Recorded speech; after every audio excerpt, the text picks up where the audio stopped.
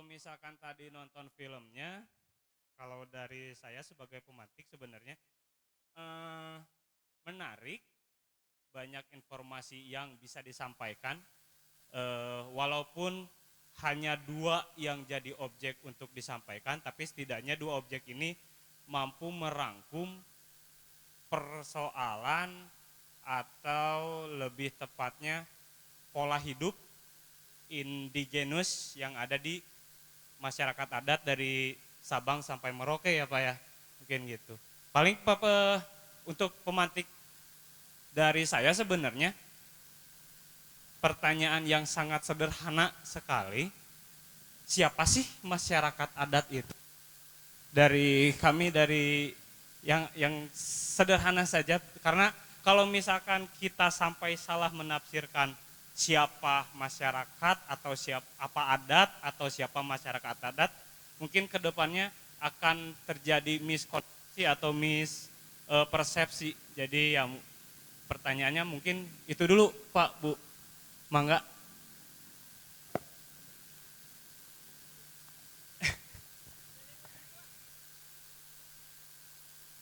Pak, Pak.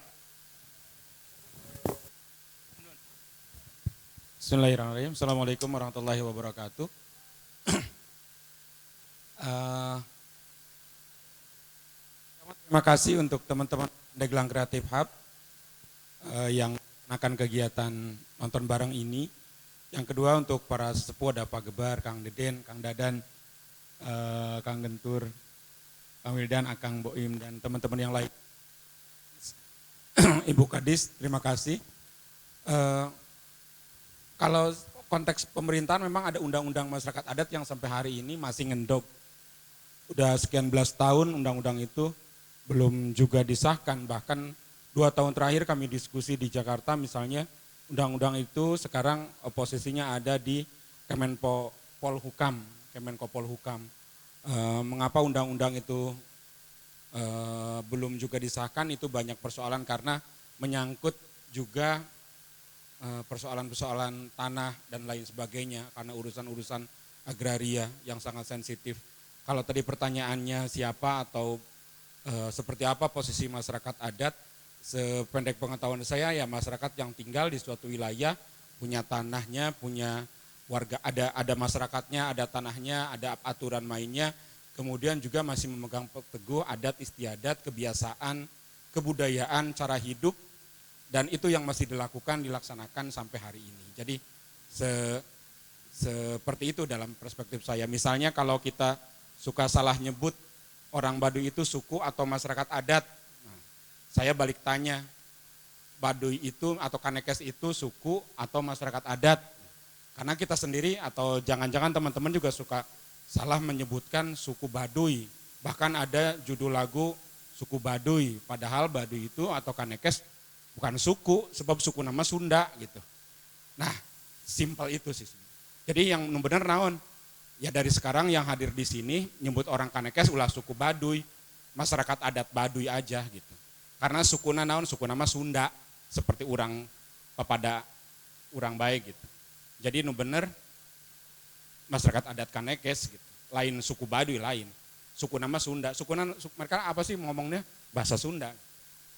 Kalau mereka yang benar adalah masyarakat adat Kanekes, lain suku Baduy lain, tadi adat Baduy atau adat Kanekes. Jadi saya pikir itu. Pak, mangga Pak. Ya, terima kasih. Assalamualaikum warahmatullahi wabarakatuh. Selamat malam. Sehat-sehat sadayana, kumaha. Kang Dadan, Kang Boim, Pak Guru, sehat sadayana ya, Kang. Ini dari, saya tanya dulu gak apa-apa ya. Ada siswa atau siswi atau mahasiswa? Neng? Hah? Siswi ya. Dari sekolah mana? SMK 1. Terus yang mahasiswa juga ada? Yang mahasiswa? Banyak. Mahasiswa. Jangan mahasiswa S3 ya, mahasiswa S1 maksudnya. Nanti waduh jadi narasumber itu harusnya. Ya. Iya. Nah, Gini ya, biar nggak ngantuk nih. Neng ini ngantuk nih kelihatannya. Saya punya 2 buku. Nih, mau saya kasih nih. Tapi harus menjawab pertanyaan tadi. Ya, cakep. Ya, jurinya Kang Dadan sama Kang Boim. Nah, jadi saya enak kan, jadi nggak jelasin gitu. Pertanyaannya apa, Kang? Siapa sih masyarakat adat? Nah, ada 2 buah buku. Berarti dua penjawab ya, Kang Dadan ya. Ya, yang bisa menjawab dan nanti jurinya itu Kang Dadan sama Kang Boim. Ada 2 buku. Jo, bukunya mana Jo? Ya, sini Jo, bahas sini. Ada. Ini hadiahnya. Hadiahan ya mah hadiahan. Oh, ada 3. Oh, ada 3 nih. Jang moderator hiji. Ini Asik. 1. Ini 1. Nih. Ini 1. Silakan dikasih mic-nya panitia. Biar ini. Perkenalkan nama, dari mana, jawabannya apa. Gitu ya cukup ya. Oke, boleh. Jadi saya kayak moderator ini jadi. ya. Tapi nggak apa-apa. Silakan. 1, ada lagi? Next. Wede, Bapak itu ayo mangga. Ya ayo lah. Pertanyaannya Kang, diulang Kang, cina Kang. Bismillahirrahmanirrahim. Assalamualaikum warahmatullahi wabarakatuh. Assalamualaikum warahmatullahi wabarakatuh. Perkenalkan, saya Fajri dari Cadasari Paneglang. Kebetulan saya relawan Rumah Dunia milik Mas Golagong. Kemudian yang kedua, saya lahir dari jurusan sejarah di UIN Syarif Hidayatullah Jakarta. Ayan ini luar biasa, pasti betul ini Kang Dadan ini nih. Ya. Terkait masyarakat adat ya. Bicara soal masyarakat adat, saya ingat dengan perkataan dosen yang Namanya siapa dosennya? Jajang Jahroni. Oh iya. Kebetulan beliau mengampu mata kuliah teori sosial saat itu. Bicara juga terkait masyarakat adat. Dikatakan dalam teorinya masyarakat merupakan sekumpulan orang yang mereka hidup untuk saling menolong, saling membantu, saling menjaga, dan juga saling melengkapi, sehingga nantinya mereka tidak hidup secara tunggal, tapi juga majemuk, berkumpul, dan nantinya menjadi suatu kesatuan yang tidak bisa dilepaskan. Itu untuk masyarakat. Kemudian untuk adat itu sendiri merupakan suatu tradisi ataupun kegiatan mereka yang itu secara turun-temurun sudah dilakukan dari nenek moyang sampai saat ini dan seterusnya. Sehingga adat itu ataupun perilaku itu tidak akan musnah ataupun tidak akan hilang jika terus terjaga dan juga jika terus berkomitmen dengan hal itu. Itu yang disebut dengan adat. Kemudian jika hal itu kemudian hilang, tidak lagi menjadi sebuah adat, tetapi dipengaruhi oleh hal lain menjadi revolusi ataupun perbaikan ataupun perbaharuan. Mungkin itu, terima kasih. Wih, luar biasa. 2 SKS ini mah. 1, nanti jurinya Kang Dadan nih sama itu. Satu lagi. Oh, itu tuh Bapak-bapak. Pak, mangga. Ya, mahasiswa. Bismillahirrahmanirrahim. Assalamualaikum warahmatullahi wabarakatuh. Saya mau sedikit sok tahu dari buku itu. Sebetulnya targetnya adalah buku itu.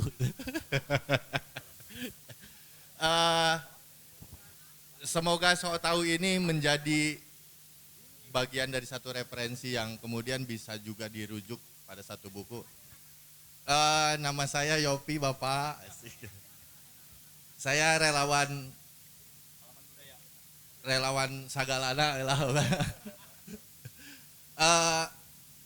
Mungkin ya, masih mungkin, asumsi juga. Ketika kemudian bicara tentang masyarakat adat, semoga ini menjadi sesuatu.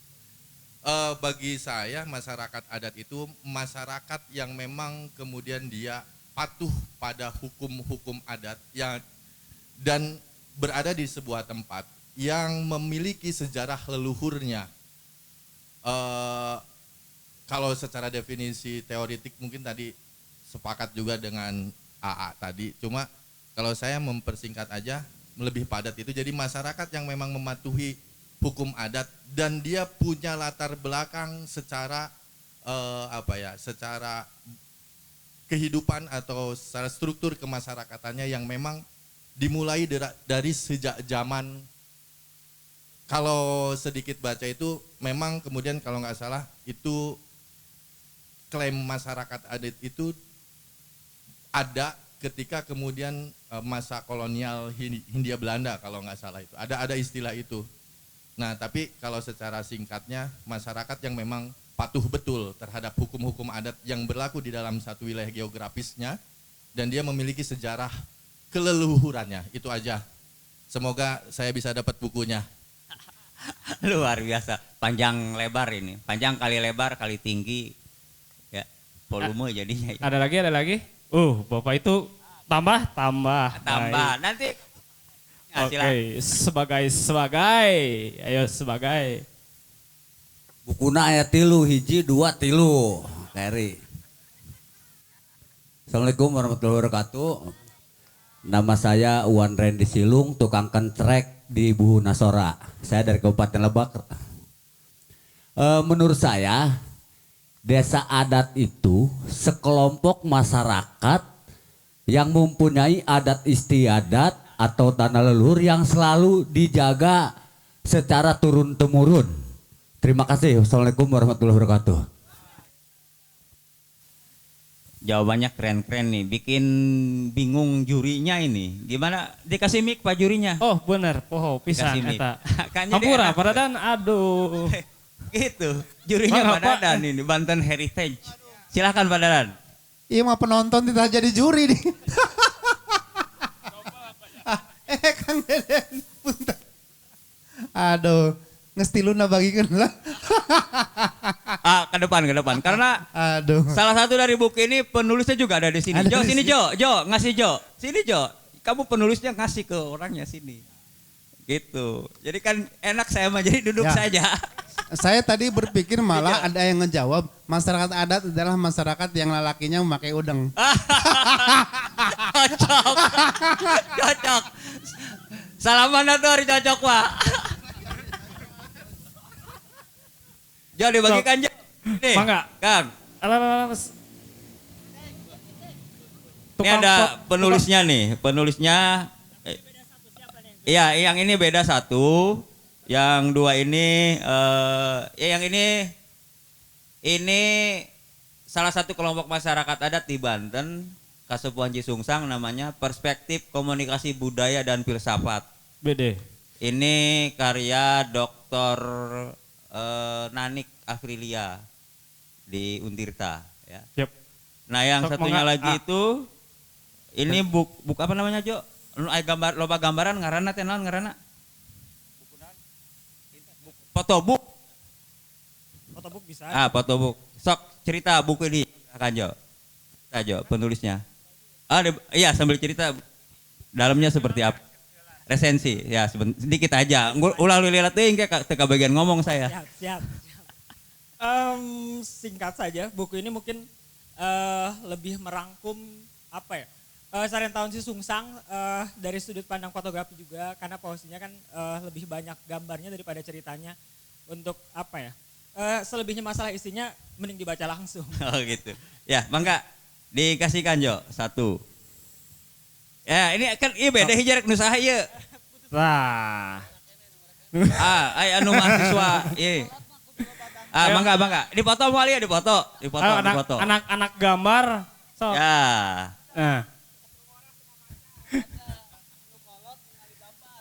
Hei, saya. Oke, ya. Ya silakan Jo, dibagikan. Satu.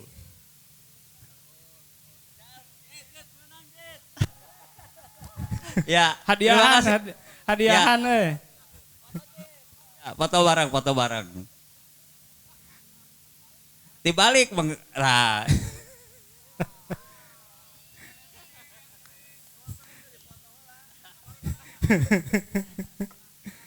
Ya, beres kan saya sesinya sudah?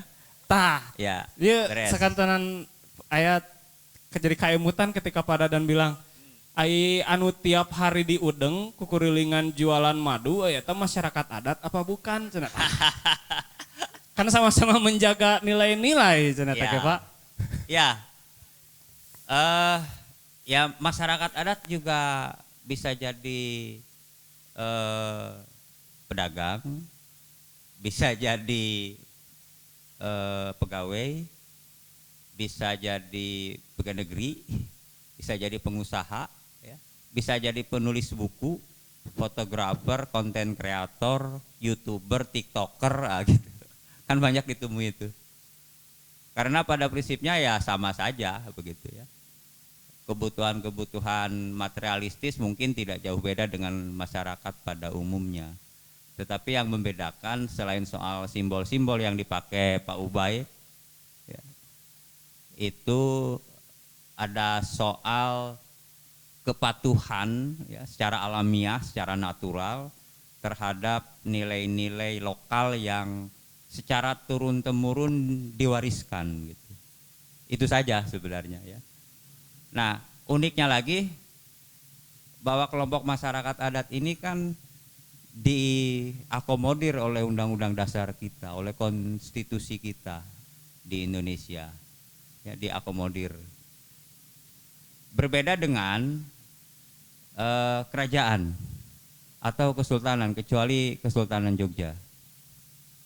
Ya. Karena kalau ada punten Kang Dadan ya, kalau ada orang atau kelompok orang yang mau mendirikan kesultanan atau kerajaan, mungkin bisa subversif itu ya. Karena dasar hukumnya apa gitu, tidak ada gitu. Tapi kalau masyarakat adat mengorganisir diri, kemudian membuat lembaga adatnya lebih ke depan, menata di masyarakatnya, saya pikir itu sesuai dengan konstitusi kita. Misalkan ketika masyarakat adat Baduy, dia lebih memperkuat ketahanan sosialnya, ketahanan lembaga adatnya, maka itu tidak sama sekali bertentangan dengan konstitusi kita yang sudah kita sepakati di Undang-Undang Dasar pasal 18B ayat 2. Itu sih sebenarnya pembukanya. Siap-siap. Dari Bu. Nah Ibu nih, kayak bisa kami disangka anti feminisme enggak Bu? Tidak memberi waktu untuk atau tempat untuk wanita, bahaya kayak. Jangan-jangan keberadaan saya untuk memenuhi tempat itu ya. Gender. Nah itu untuk termasuk 30% itu. Jadi ya yang saya hormati Bu Kadis, Bapak Ibu semua, teman-teman yang masih standby sampai jam segini gitu ya. Jangan pada ngantuk ya. Gitu. Ini jarang-jarang kita bicarain soal masyarakat adat di tengah seperti ini. Kalau bicara masyarakat adat sebenarnya konsepnya banyak. Bener nggak Kang Noci? Banyak banget gitu. Kalau di undang-undang istilahnya bukan masyarakat adat kayaknya deh. Masyarakat hukum adat. Kemudian ada lagi istilah masyarakat adat, ada istilah komunitas adat, masyarakat tradisional gitu ya. Konsepnya tuh banyak, cuman sebenarnya intinya sama. Adalah masyarakat yang sebenarnya masih memegang aturan-aturan ataupun kemudian hukum-hukum dan juga kearifan-kearifan lokal yang mereka miliki. Itu aja lah, kita nggak usah mikir yang memang nanti akan kembali kepada konsep ada wilayah adatnya, ada sistem kepemimpinannya tidak gitu. Ada nggak yang berada di penerusnya atau pewarisnya gitu. Nah itu memang akan kalau kita mau telah lebih jauh lagi akan sampai ke sana gitu. Tapi kalau kita untuk pemahaman bersama bahwa intinya mereka masih melestarikan adat istiadat dari leluhurnya dan kemudian masih menjalankan atau mewariskan gitu.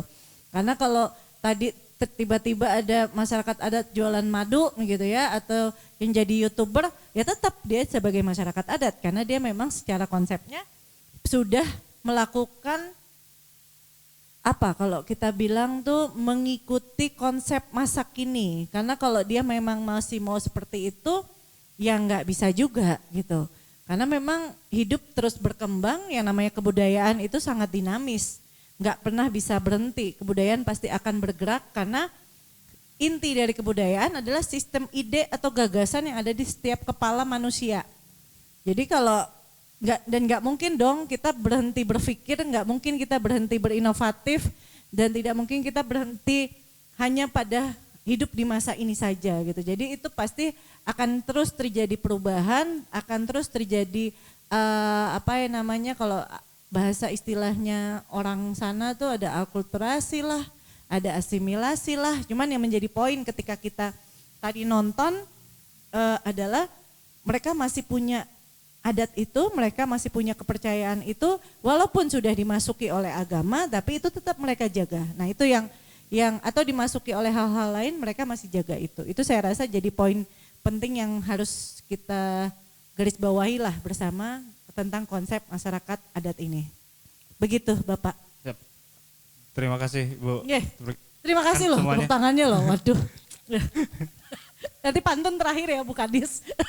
Tadi saya lupa pantun. Lanjut Mas. Cek. Cek. Iya rada leplakan kunaon ya.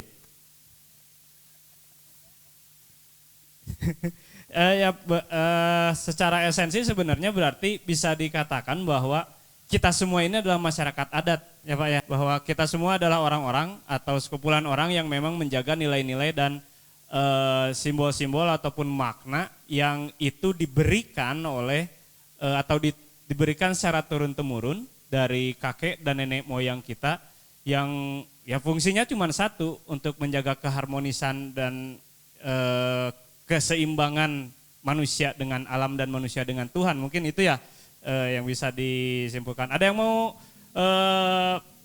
bertanya atau punya tanggapan lain persoalan siapa sih masyarakat adat? Oh, mangga Ibu. Semoga bisa menjawab. Kalau saya kan bukan ahli antropolog atau dari jurusan tentang kebudayaan. Cuma kebetulan dipercaya jadi kadis pariwisata yang ada kebudayaannya. Jadi mau tidak mau harus tahu gitu, karena memang salah satu program yang tadi saya sebut itu tentang Geopark Ujung Kulon ini, salah satunya tentang pengembangan culture diversity-nya ini. Yang saya mau tanyakan ini mungkin keluar dari saya mungkin keluar dari adat istiadat, tapi kenapa ya masyarakat yang memegang teguh pada adat istiadat, atau misalkan dia tidak mau terkontaminasi oleh dunia luar, ya stigma primitifnya itu kenapa maksudnya stigma primitif ini jadi sesuatu yang istilahnya negatif, padahal primitif ini kan lebih ke tadi kata si Pak Samsul itu menjaga ada HAM ya, hak ajasi manusia. Mau mengenal atau tidak mengenal dunia luar itu bagaimana mereka. Nah, kenapa ini stigma primitif ini jadi negatif, padahal mereka hanya memegang satu adat yang tidak mau terkontaminasi oleh dunia luar. Itu saja. Satu lagi, mohon Boleh, maaf. mangga Ibu. Waktu tahun 92 saya pernah diajak tentang penelitian dari Unpad tentang karakteristik masyarakat yang hidup di daerah Taman Nasional Ujung Kulon. Tapi saya hanya sebagai ini aja ya, membantu menyebarkan angket. Tapi dari itu saya tidak tahu itu ya, karena pas sekarang itu saya butuhkan sebenarnya. Kenapa? Karena Taman Nasional Ujung Kulon ini bagian daripada kawasan Geopark Ujung Kulon. Nah, ini tulisan ini sebenarnya saya butuhkan. Nah, itu yang belum ada yang meneliti sampai sekarang. Karena di sana juga sebenarnya punya ada adat istiadat yang memang tidak terkontaminasi oleh dunia luar. Itu saja, terima kasih. Yap, mangga tah badai siapa heula dulu. Stigma primitif ya, stigma primitif ini. Apa maksudnya dengan adat istiadat itu apa? Ya. Gitu ininya. Jadi persoalan stigma yang terkadang jadi enggak. Ya Bapak heula ya, Maya. Cek, aman ya mic-nya, bisa kaputus gitu. Terima kasih, wah ini pertanyaannya berat sekali Bu Kadis. Tapi begini ya, beberapa memang mempersepsikan atau membayangkan, menggambarkan ketika mendengar masyarakat adat itu ya kira-kira 100 atau 200 tahun yang lalu gitu ya. Pakai punten cawat gitu ya, nggak pakai baju, berburu, terus tidak mengerti bahasa Indonesia gitu. Ya hal-hal kayak gitulah, terpinggirkan, terisolasi gitu. Nah, meskipun di beberapa daerah ada seperti itu, yang masih bertahan seperti itu ada di beberapa daerah di Indonesia. Tapi kita akan lebih spesifik soal stigma tadi, karena di komunitas adat kami di Kasepuhan Cisungsang, Ibu ya, kami ini ada pemikiran atau apa ya, dasar pemikiran kita itu kan selalu paradoks ya, atau istilah akademisinya itu dualistik antagonistik ya gitu tuh. Jadi ada satu hal yang saling bertentangan, berhadapan. Kita mengenal ada dunia atas, ada dunia bawah. Ya ada mistis, ada nyata gitu. Selalu ada hal-hal seperti itu Nah mungkin di bagian-bagian tertentu itu mengarahnya ke soal primitif tadi itu.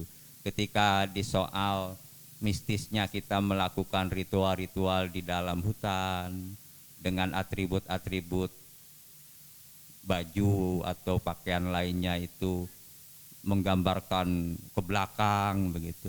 Sehingga ini jauh nih dari peradaban. Sekarang mah nggak begitu, harusnya pakai blue jean, pakai ini ya gitu tuh. Kan begitu ya Bu. Karena apa? Stigma itu kan subjektif sekali ya ketika Ibu itu terbelakang karena menggambarkannya dengan kita pakai begini, dia pakai itu. Nah, selalu bertentangan soal itu. Pun juga dengan stigma atau label ya atau cap gitu ya, ketika dikaitkan soal tadi itu soal agama. Jadi jauh sebelum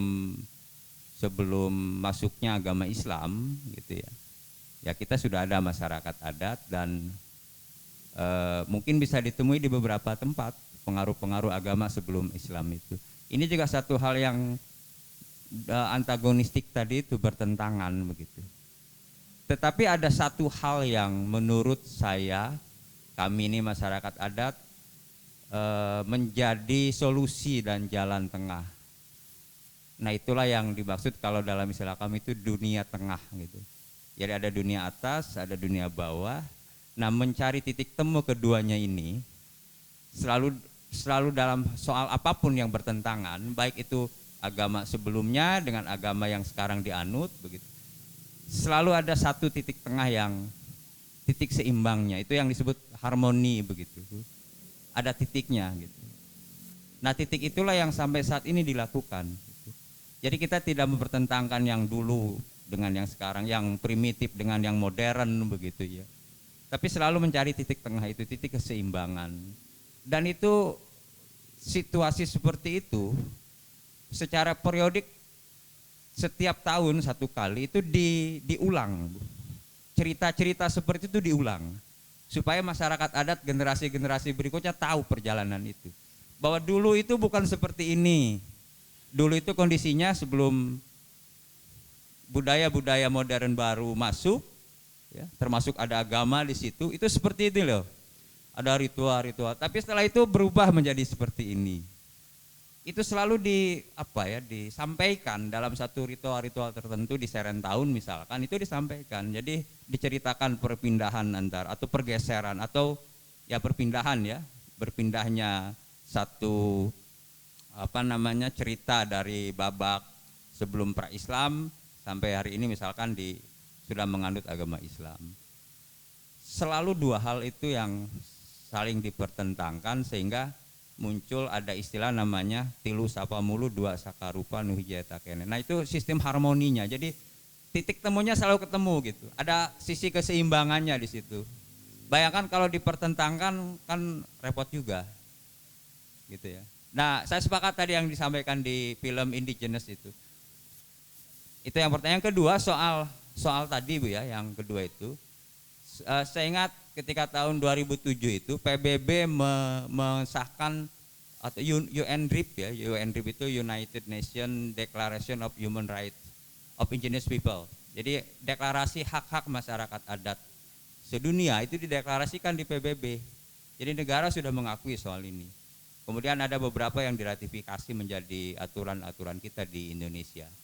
Nah ini kan angin segar juga. Artinya masyarakat adat sebagai kelompok yang diakui hak-haknya secara internasional bahkan. Tetapi di Indonesia seperti Pak Ubay tadi, undang-undang masyarakat adatnya belum disahkan juga. Padahal itu amanatnya konstitusi kita dan itu menjadi hutangnya negara kepada masyarakat adat yang sampai hari ini kita tagih. Anda itu berhutang negara kepada kami karena ada undang-undang yang belum disahkan. Mungkin nanti Pak Dadan dan yang lain bisa bantu dorong undang-undang masyarakat adat biar disahkan begitu ya. Biar jadi Pak Menterinya atau staf menterinya nanti Pak Dadan. Oh presidennya. Mungkin itu Bu yang disampaikan. Pak Ubay emang nggak tambahin?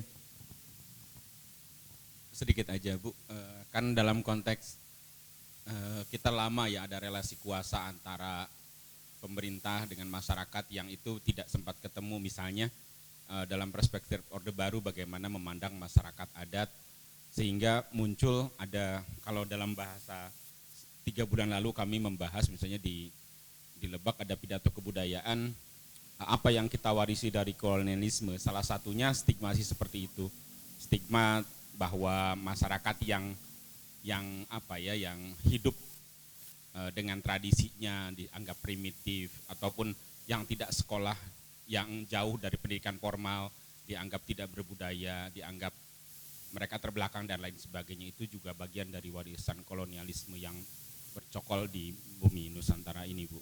Dah bagaimana sebenarnya yang paling penting kan kedepannya kita memandang melihat bagaimana konstruk pemikiran atau cara berpikir kita, adik-adik kita di sekolah ataupun kita sebagai orang tua memandang warisan-warisan lama yang menstigmasi, melakukan apa istilahnya tuh stereotip ya, menstereotip kalau dalam apalagi dekat-dekat 2014 ada politik identitas dan lain sebagainya itu bisa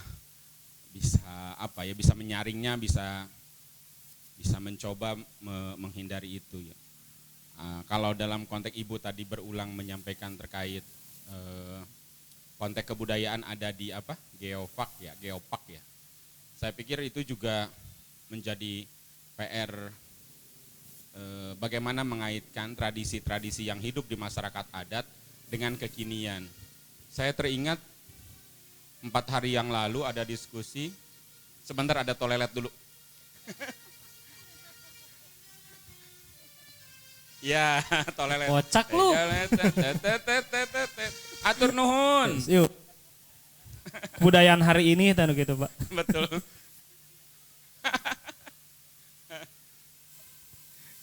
Jadi agak melebar karena menariknya adalah bagaimana kehidupan ataupun budaya tradisi yang hidup di masyarakat yang masih memegang adatnya kemudian dikaitkan dengan yang masa kini. Misalnya bagaimana kalau dalam konteks ketahanan pangan, bagaimana kaitan antara masyarakat adat yang hidup memelihara adatnya misalnya dengan ketahanan pangan di konteks masyarakatnya. Mungkin diskusinya bisa agak panjang misalnya begini. Apakah cukup lahan yang ada di suatu masyarakat adat untuk mencukupi pangan untuk penduduk yang hidup di sana. Nah, sehingga kekhawatirannya adalah yang terjadi tradisi yang ada saat ini yang dilakukan oleh masyarakat adat dalam konteks misalnya contohnya mengelola padi. Apakah itu hanya sebagai tradisi saja? Sementara untuk mencukupi pangannya, mencukupi kebutuhannya itu tetap aja dari luar. Jadi tradisi itu hanya simbol, hanya prakteknya saja. Tradisi ngahuma hanya kebutuhan untuk tradisi gitu. Untuk disimpan di leit dan seterusnya. Sementara untuk kesehariannya tetap beli berasnya ya di warung misalnya gitu. Nah, justru kekhawatiran seperti itu yang mulai muncul di kita. Misalnya apakah cukup kalau saya juga mengulang-ulang misalnya kekhawatiran Kang Dadan 2 atau 1 minggu yang lalu misalnya. Apakah suatu saat hanya akan ada tetenger bahwa di sini pernah hidup masyarakat adat, misalnya. Di sini pernah hadir yang namanya Serentahun. Sementara pada prakteknya ya tetap saja itu hanya simbol aja, hanya tradisi saja, Serentahun dan sebagainya. Toh pada pelaksanaannya misalnya padinya, berasnya tetap Bulog yang mensuplai misalnya, atau beras dari luar sebenarnya. Kemana padi atau beras yang mereka tanam ya itu untuk simbol saja. Nah hal-hal kayak gitu yang menjadi kekhawatiran. Sehingga pada akhirnya mereka juga punya ketahanannya sendiri. Misalnya apa? Kawan saya yang punya proyek 10 tahun di masyarakat adat misalnya, dalam 4 tahun pertama sudah bisa menemukan bahwa praktek-praktek untuk menyiasati kebutuhan pangan itu mereka pada akhirnya membuka kesempatan, membuka apa istilahnya ya, pertahanannya dengan cara silahkan aja garap di mana aja, yang penting tidak merusak struktur di adat, tapi tetap bisa bertahan. Pada akhirnya kan ya sama juga dalam artian toh tanahnya sama aja, melaknya di tanah yang sama, padinya yang sama, tapi tradisi terjaga, kebutuhan untuk pangannya juga terjaga. Pertanyaannya adalah apakah itu akan melanggar adat? Oh tidak, itu praktek yang mereka lakukan. Gitu. Kita sebagai orang luar, pada akhirnya saya ingin juga meyakinkan Kang Dadan tidak usah khawatir berlebihan gitu. Karena mereka punya cara untuk bertahan dengan cara mereka sendiri gitu. Dengan pola mereka sendiri. Meskipun sepertinya kan itu udah keluar dalam konteks wilayah, pada akhirnya ya itu yang harus kita bisa, bukan toleransi, pada akhirnya memandang itu sebagai upaya mereka bertahan hidup. Itu aja Bu. Oke, terakhir untuk pertanyaan ini maksudnya ya. Mangga Ibu, mangga. Jadi kalau bicara soal stigma, berat Bu, memang berat. Karena gini, kita nggak mungkin bisa merubah sudut pandang semua orang, gitu ya. Kalau saya selalu bilang, saya nggak bisa memuaskan kemauan semua orang karena bukan alat pemuas, katanya begitu. Gitu. Bahaya nih malam. Sama halnya seperti itu gitu, kita juga nggak bisa. Cuman paling tidak lama kelamaan ketika masyarakat dihadapkan atau diperlihatkan secara langsung bahwa ini sebenarnya kehidupan mereka dan kita tidak boleh menyamakan dengan yang kita gitu. Dalam artian gini, kayak oh masih ada nih yang mandi di kali gitu kan, sanitasinya tidak sesuai dengan aturan Kemenkes gitu. Tapi buat mereka itu memang hidup dia dari dulu seperti itu. Kita melihatnya jorok gitu. Padahal enggak. Malah mungkin mereka lebih alami, mereka lebih menggunakan sistem yang tanpa sabun, yang ternyata lebih cinta lingkungan dibandingkan kita yang sok bersih misalnya gitu. Dengan pakai sabun tapi ternyata kita merusak lingkungan. Nah jadi sudut pandang itu memang pasti akan selalu ada. Halnya kayak kita ngelihat kayak tadi di film dilihat bahwa kita sedekah, kita motong ayam tua, orang yang beragama pasti akan melihat itu sangat tidak agamis menurut mereka. Tapi kembali kepada kalau bicara itu ada keyakinan tiap orang gitu. Tapi memang PR Bu, PR bersama, nggak apa-apa.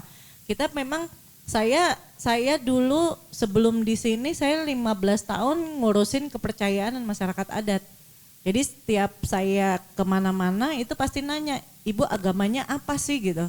Ya baik gitu ya, jadi jilbab bukan jadi suatu agama mungkin orang lihatnya gitu. Tapi itu memang terjadi Bu, dan itu hanya masyarakat awam, kadang masyarakat yang berpendidikan pun bertanya seperti itu gitu. Kalau saya bicara soal penghayat kepercayaan, saya ngomongin soal ini harus dong Dukcapil memberikan, mereka harus sesuai dengan putusan MK gitu ya, ditulis secara ini gitu. Terus kemudian mereka, ini Ibu apa sih agamanya? Pasti nanya ke saya gitu. Saya bilang, saya mau agama saya Islam, Kristen, Katolik segala macam, mereka adalah warga negara Indonesia. Mereka punya suatu keyakinan, mereka hidup di sini jauh sebelum kita, jauh sebelum agama masuk. Ya, maka ya itu memang yang harus kita terus lakukan gitu.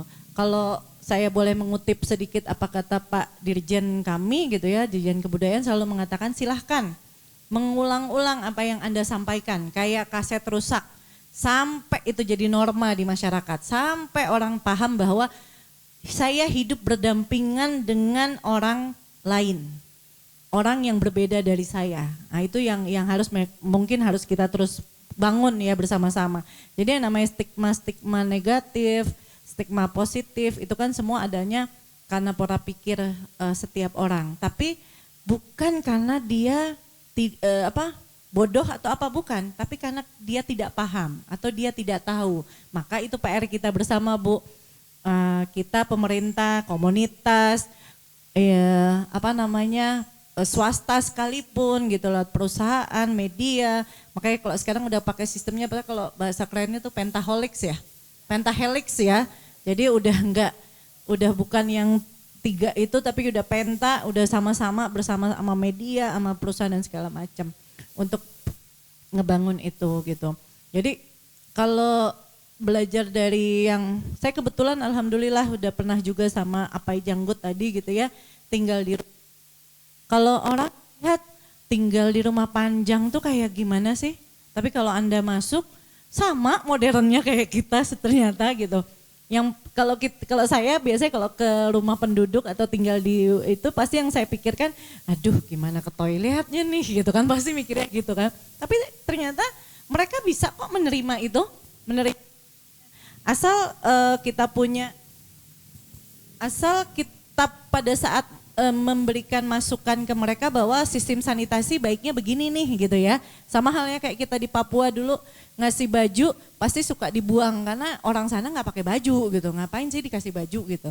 Tapi lama-lama kan dengan sistem orang itu akhirnya melihat, oh iya oke, saya harus pakai baju misalnya gitu. Atau dia masih nggak mau pakai baju, ya udah biarin aja gitu. Yang masuk angin kan kita ya kalau nggak pakai baju, kalau dia mah enggak gitu kan. Kita kalau pakai baju langsung kerokan ini gitu kan. Tapi kalau mereka kan enggak gitu. Jadi ada beberapa hal yang memang harus sifatnya kontekstual ketika kita bertemu dengan mereka akhirnya gitu. Dan kitanya yang harus memahami bahwa memang begitu kehidupannya gitu. Memang begitu maunya mereka.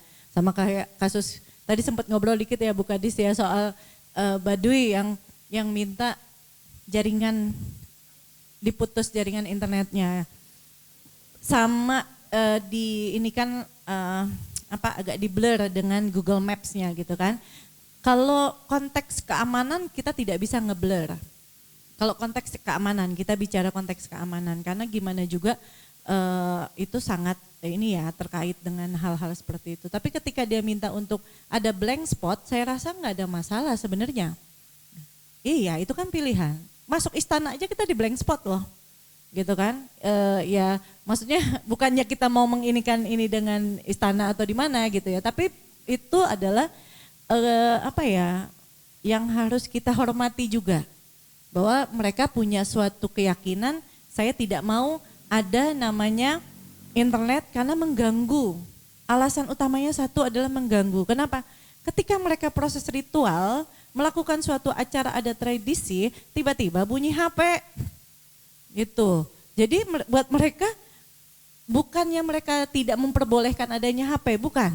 Tapi kadang kala mungkin ada orang datang, kemudian HP-nya berbunyi, atau memang si orang Baduynya pakai HP tapi berbunyi gitu. Nah itu yang secara tidak langsung mengganggu proses. Dan buat kita harusnya kita menghargai bahwa mereka ingin menjaga tradisi mereka. Itu yang harus kita jaga juga. Jadi memang bersama-sama lah Bu, kita sama-sama emang konsep-konsep seperti itu nggak pernah bisa hilang. Konsep pemahaman masyarakat luar, mungkin nih adik-adik yang di sini juga pas udah nonton baru ngerti.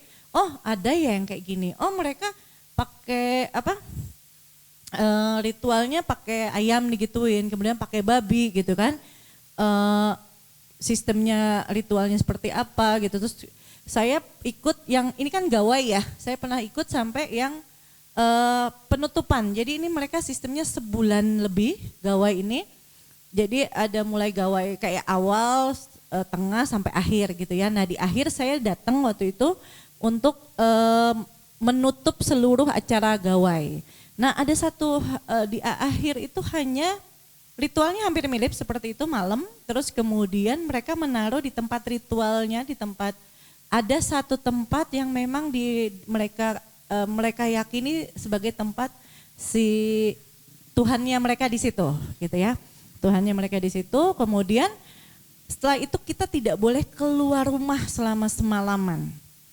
Karena mereka meyakini kalau kita melanggar itu akan terkena segala macam. Tapi sebenarnya di balik itu ada satu nilai filosofi tersendiri. Kearifan tersendiri dari mereka. Karena di saat itulah sebenarnya kalau kita kembali ke konsep COVID atau segala macam, di saat itulah kita berdiam diri, kita melakukan semacam apa ya, mengintrospeksi diri. Semalaman itu sama sekali kita tidak boleh keluar rumah. Jadi pas besok jam 6 pagi sudah bisa dibuka, kita sudah boleh keluar gitu. Jadi memang ada nilai-nilai yang orang kalau nggak masuk, nggak lihat sendiri akan nganggapnya ngapain sih kayak begitu gitu. Nah itu. Tapi nggak apa-apa, kita punya PR. Ini tadi buku bagus tuh yang dibagi. Oh, saya panjang banget ya Pak ini ngomongnya. Non Bu, mangga.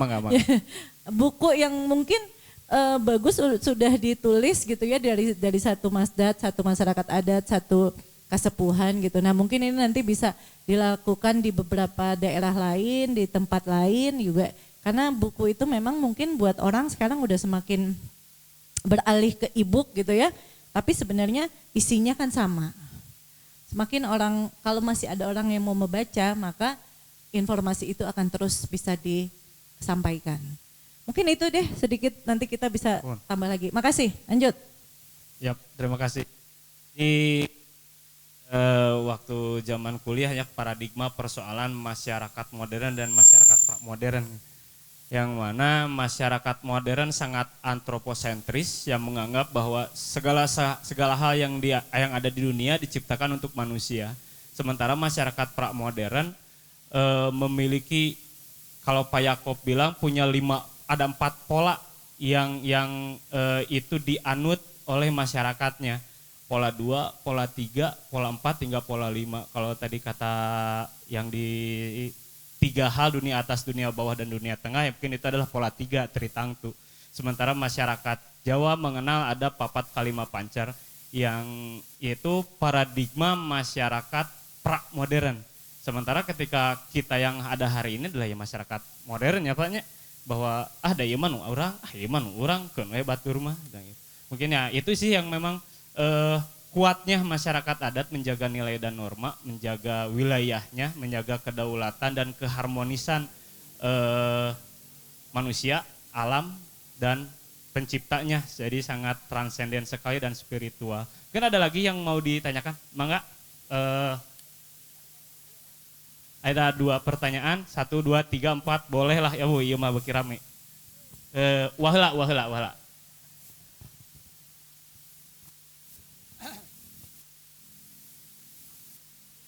Assalamualaikum warahmatullahi wabarakatuh. Waalaikumsalam warahmatullahi wabarakatuh. Saya kira ini suatu itu yang menarik sekali ya. Sama juga menggelitik juga untuk saya untuk bertanya gitu. Cara adat tentunya ada dalam hal ini kita berbicara budaya sebenarnya. Sebab adat itu sendiri menurut saya itu adalah produk budaya. Ya kan? Dan tapi di sini tadi saya nyimak itu ada suatu persoalan yang akhirnya jadi saya gamang. Sebenarnya yang disebut masyarakat adat itu yang gimana? Sebab di satu sisi bahwa ketika kita berbicara adat itu adalah merupakan suatu kepatuhan kepada ya kan, kepada kepatuhan kepada leluhur, ya kan, kepatuhan kepada leluhur. Ya. Satu sisi ada juga dari ini bahwasanya dalam adat itu sendiri bisa dinamis. Akhirnya bahwa di dalam adat itu sendiri bisa terjadi akulturasi. Ya kan? Bisa terjadi akulturasi. Ini yang akhirnya jadinya gamang. Yang sebenarnya yang disebut suku adat itu apakah dia yang patuh kepada nilai-nilai leluhur yang sudah dibawa atau yang sudah terjadi atau tadi itu. Tapi di satu sisi adanya suatu akulturasi. Sebenarnya yang mana itu yang bisa disebut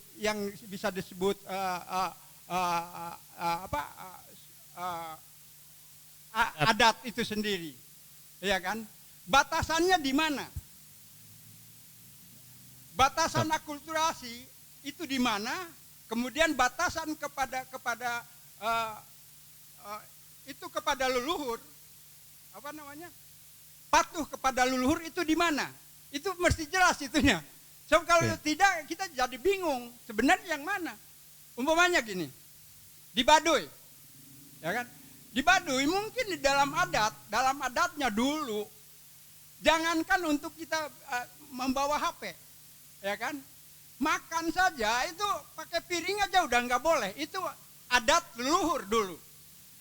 Tapi karena mungkin ada akulturasi di situ, ketika dia mencoba ke kota, dia melihat bahwa di kota itu pakai piring, di sana juga masuk piring. Di sini ada akulturasi. Ya kan?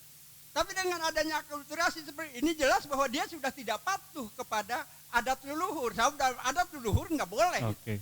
Ya kan?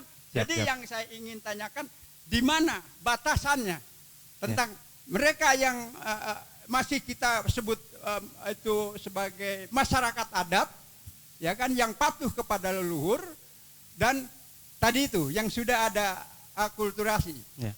Tapi yang pasti kalau saya bilang karena adat itu adalah produk budaya, sementara budaya saya kira tidak bisa dibatasi oleh adat. Yep. Kira-kira begitu. Terima kasih. Assalamualaikum Waalaikumsalam warahmatullahi wabarakatuh. Berarti kalau saya rangkum, medianya kah atau nilainya kah yang mengatakan bahwa itu masyarakat adat? Mungkin gitu ya, Bah ya. Oke, enggak sok dua. Assalamualaikum warahmatullahi aja. wabarakatuh. Yang saya hormati Kang Noci, Pak Ubay, Bu Lita, moderator. Saya sih ingin bertanya tentang, perkenalkan nama saya Fahmi, saya dari Pandeglang. Saya ingin bertanya apakah dari masyarakat adat terutama di Banten ya khususnya, apakah ada sebuah upaya desakralisasi terhadap ritual atau kegiatan masyarakat adat? Berkaca kepada jurnal yang dikeluarkan Jurnal Perempuan, kasus di Bisu Makassar, di Bone itu ada kejadian bahwa ada upaya, ada bentuk desakralisasi bisu di sana sehingga yang kita tahu adalah bisu penyambung antara masyarakat umum, alam dan Tuhan. Di mana bukti dari jurnal itu adalah kerusakan alam atau bencana alam 2018 dan 2019 itu naik 100%. Nah, pertanyaannya apakah ada bentuk desakralisasi itu dan apa upayanya dari masyarakat adat di Banten? Karena yang kita tahu masyarakat agama minoritas di Indonesia gitu menganggap kalau itu sebuah haram atau maksiat gitu.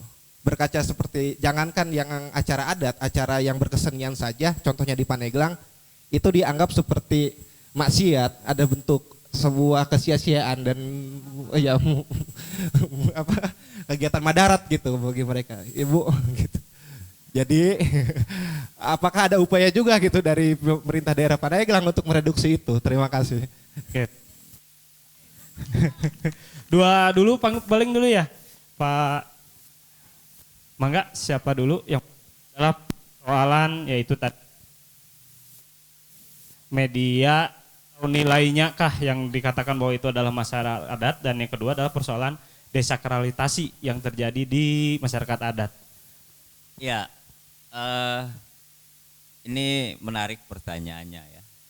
Dan suka tidak suka itu fakta yang terjadi di sekitar kita bahkan gitu ya. Mungkin bisa banyak atau bukan banyak, beberapa mungkin bisa ditemui.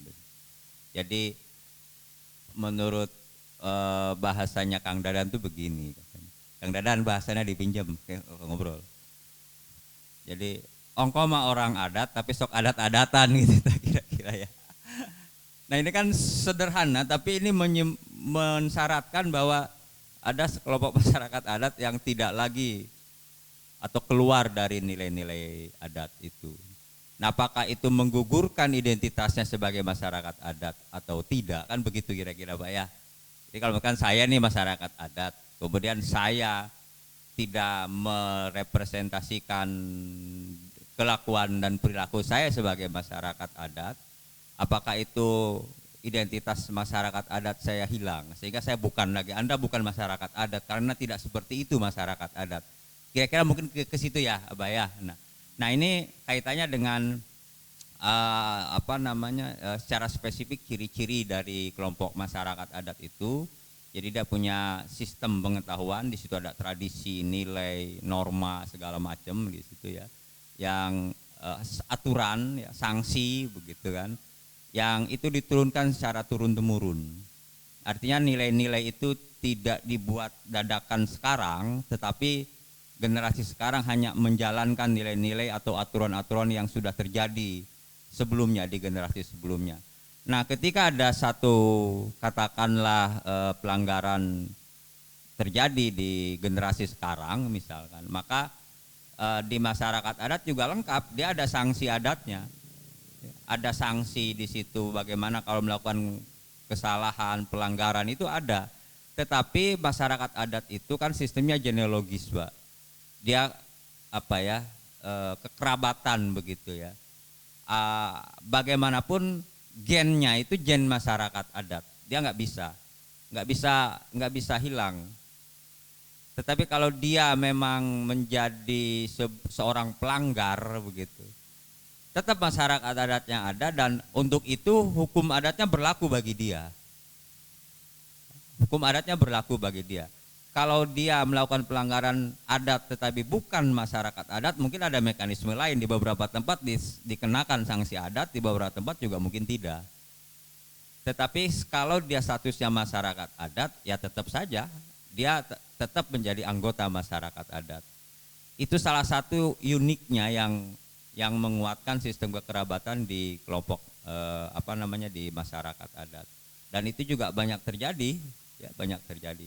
Nah, apalagi hal-hal seperti ini sebenarnya direspon oleh pemerintah dengan konsep restoratif justice.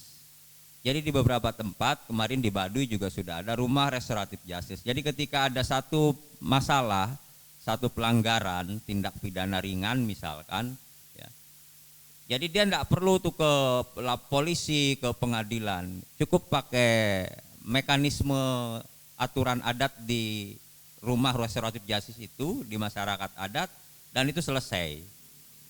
Jadi mekanisme itu sudah diakui, hukum-hukum adatnya itu sudah diakomodir oleh pemerintah. Nah ini kan bagus juga menurut saya. Dalam upaya tetap tidak mengesampingkan soal genealogis masyarakat adat meskipun dia ada pelanggaran karena berlaku aturan adat di situ. Nah, saya pikir itu sih soal tadi ya, soal masyarakat adat. Kemudian nuka dua soal non tadi Kang Podi. Desakralitas saya contohnya kayak gimana misalkan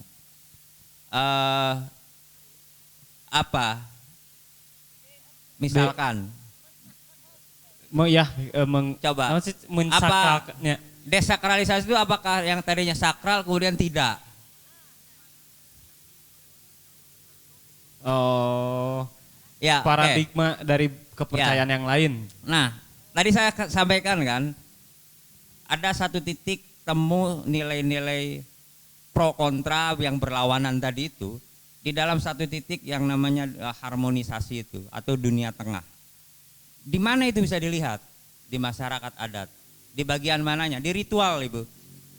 Jadi ritual itu sebenarnya bentuk upaya masyarakat adat mencari titik keseimbangan, titik tengah antara dua hal yang bertentangan tadi itu. Soal apapun, soal kepercayaankah, pra-Islam dengan Islam gitu ya, atau banyak hal di situ. Nah di ritual itu dipertunjukkan sebenarnya. Itulah hasil budaya, hasil kreasi masyarakat adat mensikapi dua hal yang bertentangan tadi. Jadi wujudnya di situ, di nilai di ritual-ritual itu. Karena kan di beberapa tempat di Kasepuhan itu selalu ada 2 tahap, 2 fase ritual itu. Diawali dengan tradisional, ya. Kemudian ditutupnya dengan doa menurut syariat Islam. Selalu seperti itu, Bu. Nah itu munculnya di mana? Di ritual. Selalu ada seperti itu. Nah betapa saya pikir ini sebuah kekayaan ya, pengetahuan yang orang tua dulu sudah mampu membuat satu konstruksi yang tidak bersentuhan atau melawan gitu ya, kedua pihak, kedua sisi yang bertentangan itu. Karena ini kaitannya dengan tadi itu soal sinkret ya, soal sinkretisme itu kan. Nah apa tadi? Desakralisasi. Desakralisasi kalau yang dimaksud nilai sakralnya yang berkurang, nilai sakral, misalkan ada satu upacara adat, dulu misalkan wah luar biasa di sakralnya gitu ya. Sekarang kok biasa aja sih melihatnya, bisa jadi mungkin seperti itu ya. Saya pikir upayanya ya kalau dari masyarakat adat sebenarnya saya belum menemukan soal itu. Kalau dari persepsi masyarakat adat ya, karena saya masyarakat adat. Tapi kalau dari penglihatan luas saya nggak tahu. Mungkin dari para pemerhati begitu melihat, oh ini dulu seperti ini, sekarang seperti ini beda. Tapi kami merasakan sama saja. Hanya mungkin beda dimensi ya soal waktu segala macam. Saya pikir itu sih. Terima kasih. Berarti tetap wilayah paradigmatif ya, tergantung bagaimana orang menilai ini sakral atau tidak gitu ya. Silakan Bu Kadis. Nih, kan di sini desakralisasi ya, suatu bentuk program sosiologis yang banyak mengisyaratkan kepada pengertian pembebasan masyarakat dari belenggu tahayul. Jadi gini, Pandeg ini dengan juluk juta santri 1000 ini dari zaman baheula lagi sudah memegang teguh itu. Sehingga sampai sekarang Pandeglang punya kabupaten yang tidak ada gedung bioskop. Pandeglang satu-satunya yang tidak ada gereja, mohon maaf ya, bukan tidak toleransi. Di mana? Ya Labuan maksudnya di Pandeglangnya. Ya, jadi gini, yang tadi dibilang itu tidak berlaku untuk semua tempat di Pandeglang, ya. Jadi kejadian yang kemarin itu sebenarnya hanya salah salah promosi sebenarnya.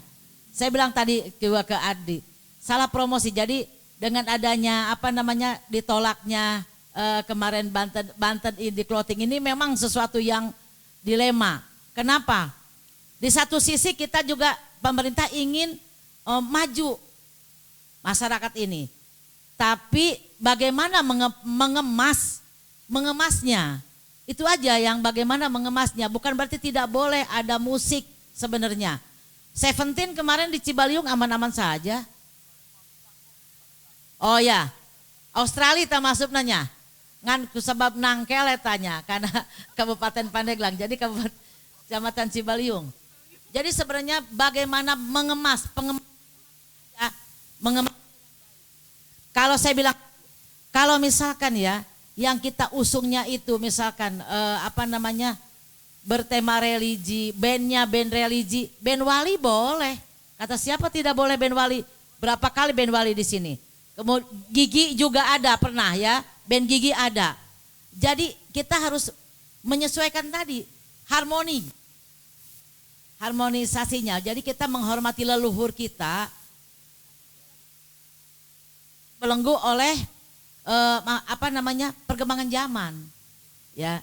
Jadi sekali lagi, sekarang juga nanti kayak kemarin musik itu yang namanya Pandeglang Culture itu musik, cuma musiknya musik tradisional, gitu ya. Nanti kita bicara lagi, tenang aja. Yang penting kemasannya yang bagus dong, kemasannya tidak melanggar, bukan adat. Jadi julukan kita sejuta 1000 ulama. Ini yang harus kita hormati gitu kan. Bukan berarti awas ya Pandeglang bisik kawalat. Kata siapa orang Pandeglang tidak senang bermusik? Senang. Tidak boleh ada karaoke di Pandeglang, tapi orang Pandeglang banyak karaoke, main karaoke ke Jakarta, ke Cilegon. Iya, saya sendiri salah satunya gitu ya. Pandeglang tidak boleh ada gedung bioskop. Kata siapa orang Pandeglang tidak boleh nonton ke 21? Boleh. Sok ya lamun aya film bagus di Serang, di Cilegon, banyak orang Pandeglang yang nonton. Nah ini kita harus menghormati, harus menghormati nilai-nilai lokal wilayah. yang ada, ya. Gitu ya. Itu saja. Jadi kemasannya yang bagus nanti. Itu saja, terima kasih. Assalamualaikum warahmatullahi wabarakatuh. Waalaikumsalam warahmatullahi wabarakatuh. Pak Ubay, Ibu ada? Wah makin gampang dah Wak. Jadi boleh Wak musik kalau Seventeen Wali, jadi gampang Wak. Yang nggak boleh apa dong Wak? Jadi makin puyeng jadi kemasannya Wak, yang penting mah. Nah kemasan, yang penting kemasan.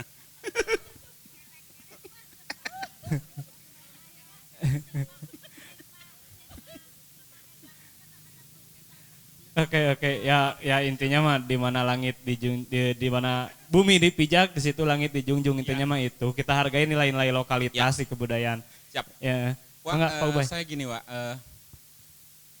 kalau tadi Wak kegawangan misalnya melihat masyarakat adat yang sudah memanfaatkan atau apa ya, memakai sesuatu yang menurut leluhurnya bukan adat kita, kan saya jadi kayak ngulang.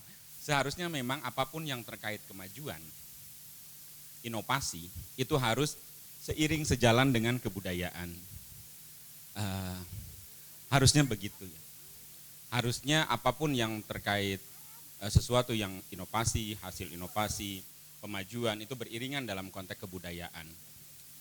Akan tetapi pada akhirnya cara pandang melihat sesuatu yang maju menurut kita belum tentu dalam perspektif di masyarakat adat. Kalaupun mereka memanfaatkannya, pada akhirnya tetap seperti Kang Loce tadi, tetap mereka masyarakat adat. Akan tetapi ada hukum adat yang berlaku di masyarakat komunal itu, di masyarakat adat itu. Jadi yang maju bagi kita belum tentu perspektif mereka adalah kemajuan.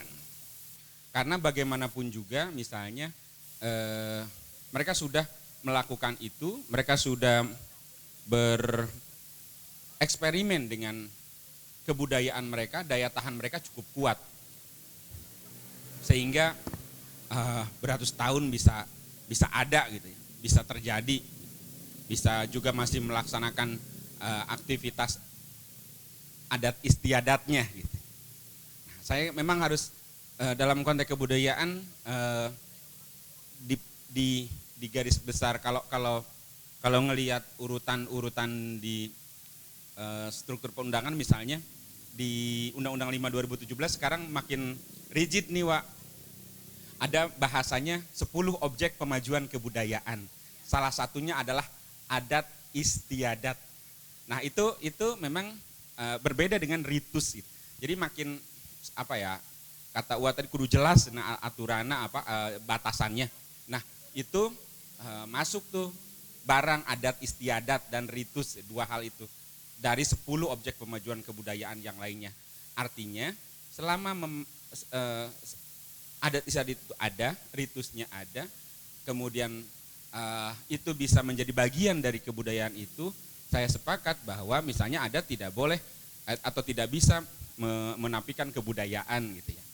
Karena memang kebudayaan rumah besarnya gitu. Kamar besarnya adalah kebudayaan, bagian satu skrupnya adalah adat istiadat dan ritus.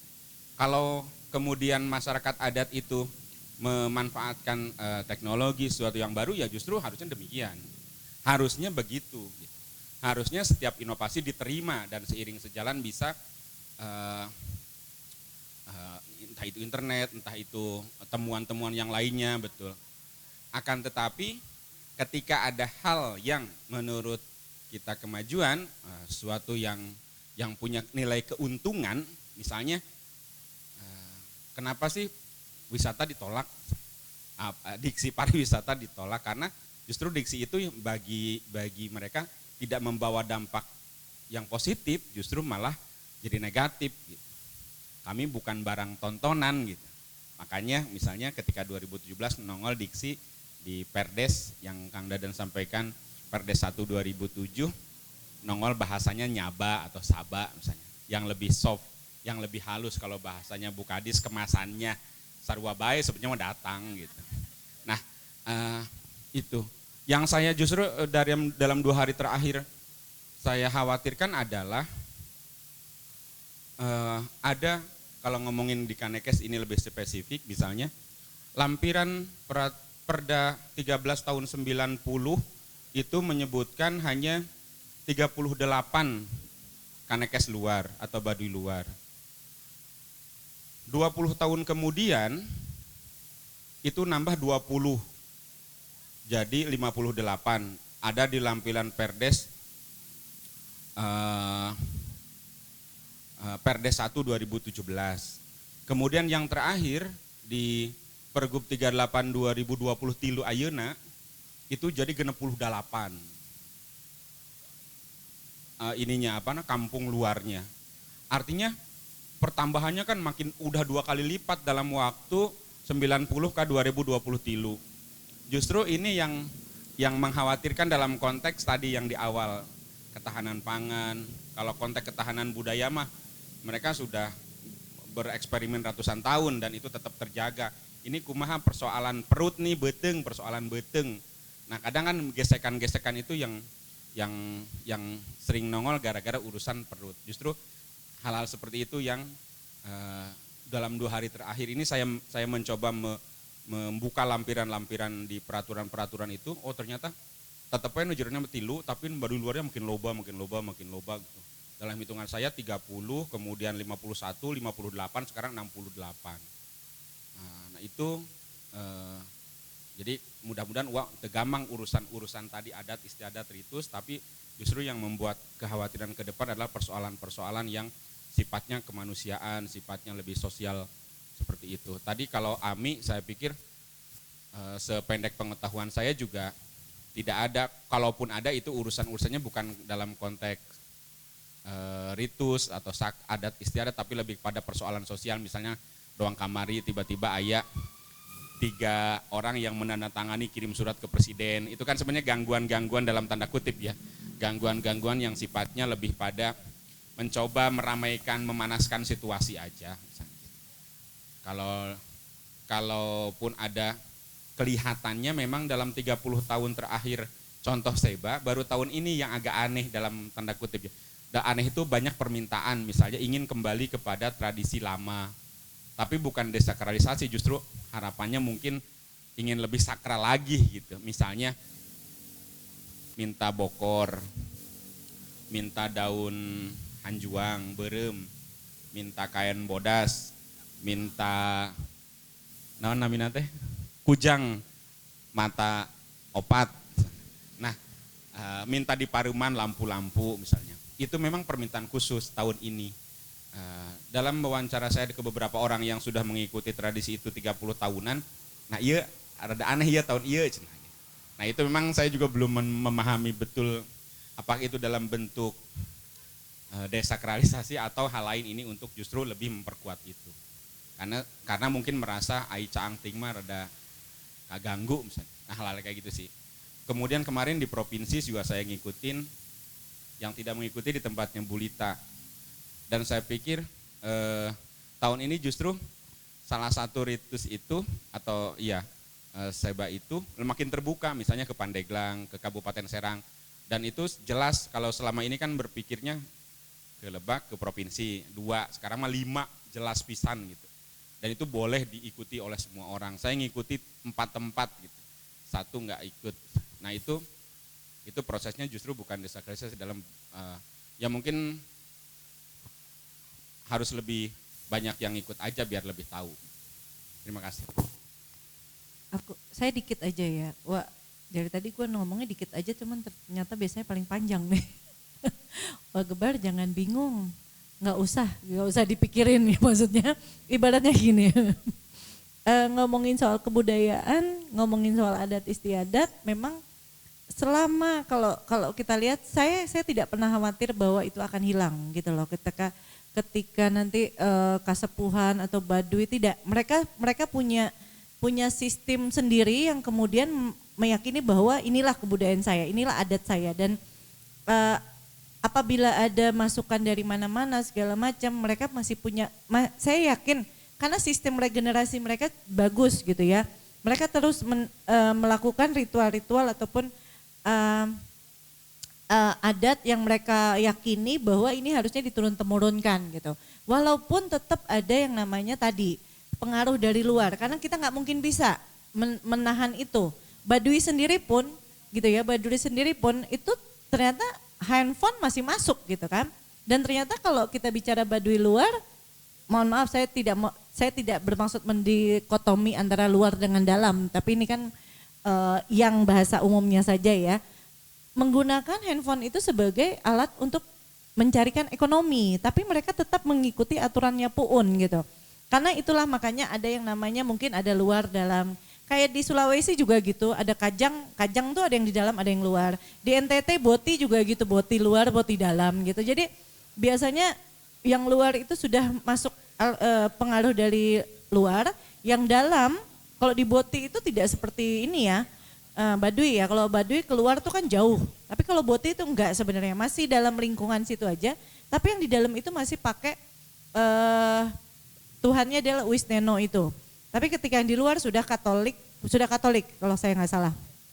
Tapi mereka tetap ada, adat itu tetap diikutin gitu. Nah itu saya rasa kita tidak perlu dikotomi antara apakah ini adat, budaya segala macam gitu. At least selama dia masih menjalankan adatnya dan kemudian masih diturunkan secara turun-temurun, pasti pengaruh luar itu ada. Hanya bagaimana itu nanti ada konsep, akhirnya mereka akan membentuk sendiri konteksnya gitu loh. Mereka akan mencari jalan tengah untuk itu gitu loh.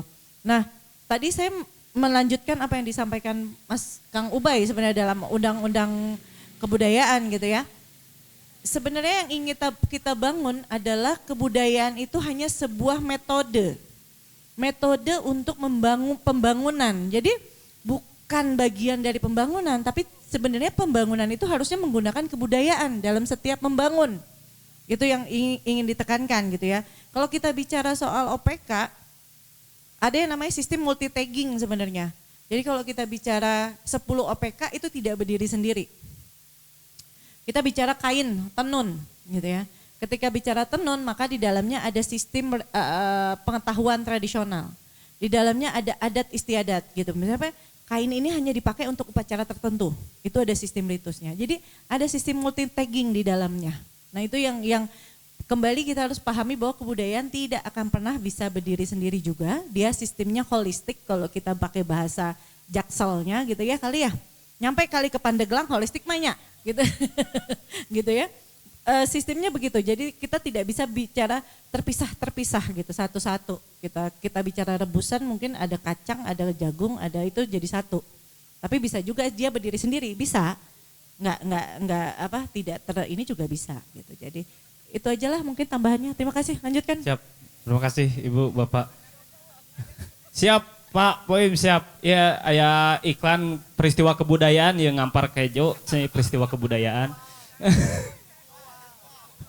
Non eta ritual kebudayaan iya sakralitas nanti dia. Wah, ini tengah malam mau ini nih. Selanjutnya serius ada ini.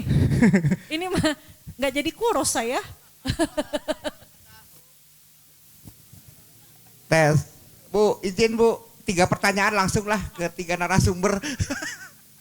Ini memang isu budaya dan kebudayaan ini lagi seksi sekarang ini Bu. Terus terang, ketika kita membahas masyarakat adat, ada rasa ketar-ketir juga sih di hati. Terutama nanti Bu Kadis tiba-tiba didatangin banyak orang, kemudian ingin diaku sebagai masyarakat adat di Pandeglang. Ini prosedurnya seperti apa sih? Saya takutnya khawatirnya begini Bu, mungkin Bu, saya belum baca draft undang-undang masyarakat adat sampai sejauh mana pengaturannya. Tapi yang pasti saya ingin tahu versi BPK ketika harus melakukan verifikasi, validasi itu seperti apa prosesnya. Kalau kita bicara cagar budaya mungkin relatif lebih mudah Bu, karena ada alat ukurnya, ada ilmunya, ada apa arkeolog, ada filolog dan segala macam. Tapi kalau ketika kita mengukur ini valid, adat budayanya valid gitu, alat ukurnya seperti apa? Apakah ada proses tahapan verifikasinya? Nanti mau dijelaskan Bu ya. Terus yang kedua untuk Kang Ubay. Kang Ubay, ini kalau tadi itu di awal ketika kita abai terhadap verifikasi, validasi datanya, saya juga khawatir ketika saya tanya ke Kang Dadan, masyarakat adat di Lebak sebenarnya aya 513 cenah. Astagfirullah. Terus ini diverifikasi enggak jumlahnya? Saya khawatir karena ketika budaya ini seksi, ada banyak orang yang mengajukan Bu ke kantor kita tiba-tiba kita didatangin banyak orang, kami masyarakat adat ya, kami nilainya bagaimana? Terus Kang Noci, saya ingin tanya dari versi Dewan Nasional Aliansi Masyarakat Adat ya Kang Noci ya, apakah punya kewenangan untuk memverifikasi ini betul atau tidak masyarakat adat? Alat ukurnya seperti apa gitu? Saya kira itu pertanyaannya. Mudah-mudahan ada jawaban nih, biar tidurnya bisa tenang. Jantan, lanjut. Oke, Mun, mangga. Ibu dulu paling. Yap. Lagi makan kacang nih ya. Ngunyah bentar gitu boleh ya. Wes Bu, bagian dari kebudayaan kan Bu. Nah itu. Nah ini saya masih amazing nih. Abis ini kita makan lagi nih. Serius nih. Kapan kurusnya kalian ini, Masya Allah Bu Kades, tolong. Jadi gini ya, kalau konsep, kalau ada yang mau mengajukan masyarakat adat gitu atau gimana gitu ya. Kalau kita bicara masyarakat adat itu kan ada yang chief dan ascribe gitu ya. Waduh, bahasa mana lagi itu lagi ya. Jadi itu kembali kepada si masyarakatnya saja. Tapi sebenarnya untuk penetapannya itu ada di dalam Kemendagri Pak aturannya. Pendaftaran mengenai apakah dia masyarakat adat, apakah dia bukan atau segala macam. Itu ada aturannya di situ. Kalau kami di kebudayaan lebih melihat pada sisi nilai budaya atau kebudayaannya. Jadi ada satu, kami tidak pernah mau mengatakan dia bukan masyarakat adat atau dia iya masyarakat adat gitu ya. Dalam artian gini, saya punya satu kasus waktu itu di Sumbawa. Ini temennya Bang Noci sebenarnya.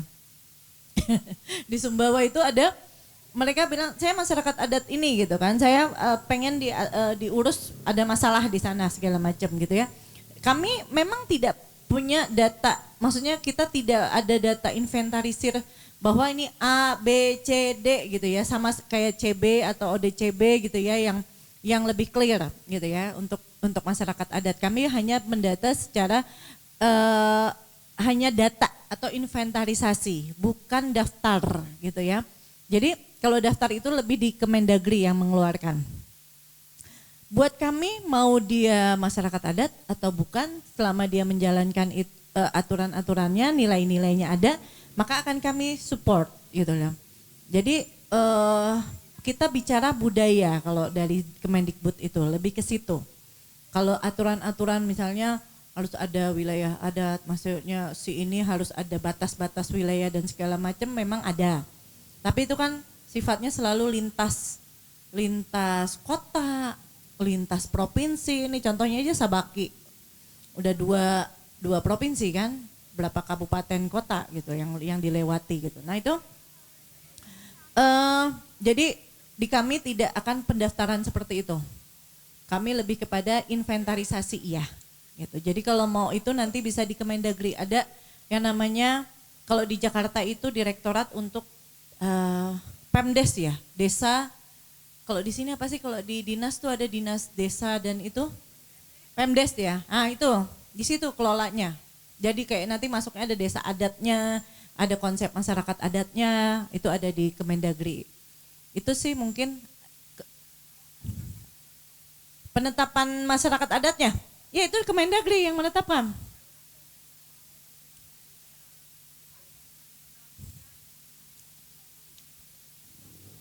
di aturannya itu langsung ke kementerian kalau saya nggak salah. Iya, tapi nanti diketahui oleh itu tadi dinas, aduh saya lupa. Yang Pem ke Des. Nah, aduh. PMD. Ya, pokoknya yang saya tahu singkatannya PMD kalau yang di Jawa Barat itu. Karena saya banyak ngobrol waktu itu sama Provinsi Jawa Barat terkait dengan ini nih, yang Sukabumi. Jadi waktu itu kalau soalnya kita, mereka kan mau mengajukan hutan adat kan, jadi kita harus bicara batas wilayah masyarakat adat dan segala macamnya harus clear. Nah itu lewat PMD waktu itu untuk dinas provinsinya. Jadi nanti boleh sama dinas PMD-nya atau sama bicara, nanti saya coba tanya teman di Kemendagri juga untuk lebih mengclearkan di tingkat kabupaten kota ataupun di provinsi. Mungkin itu Pak yang bisa. Ya, makasih.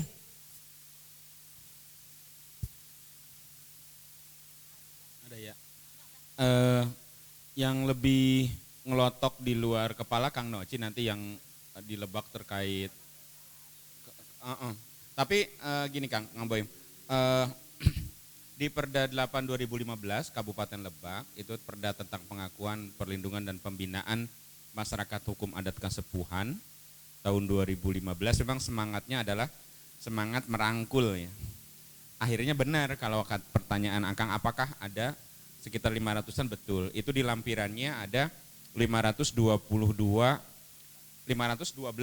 kasepuhan atau kaolotan. Itu juga sebenarnya diverifikasi ulang menjadi 3 kategori, ada sesepuh kampung, ada pupuh kasepuhan dan rendangan.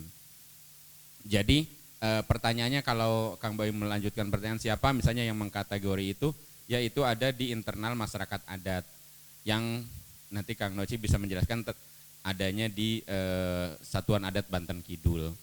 Mana nu rendangan, mana nu pupuh kasepuhan, mana nu sesepuh kampung misalnya gitu. Nanti itu teknisnya, tapi semangat di 2015 adalah semangatnya untuk merangkul semuanya, akhirnya yang terdaftar demikian. Apakah pertanyaan lanjutan, apakah jumlahnya bisa bertambah? Tentu saja, saya pikir juga bisa bertambah lagi. Seperti juga di Kanekes, kan bertambah terus dari 30 tahun 90, ayeuna geus 68 tahun 2023 Baduy luar teh. Nu jerona mah tetep 3, Cikesik, Cibeo, Cikartawana. Mungkin saja nanti suatu saat juga bisa sebaliknya, bisa misalnya ada kalau ada kebijakan dari teman-teman di Sabagi untuk merevisi perda, merevisi lampiran perda misalnya, apakah harus sebanyak itu 512 atau mau dikerucutkan lagi misalnya. Itu juga karena sebelum ada Perda 8 2015 sudah ada peraturan bupati sebelumnya yang menyebutkan hanya 17 SK Bupati, hanya 17 gitu. Kemudian di lampiran perda baru ada 500 lebih.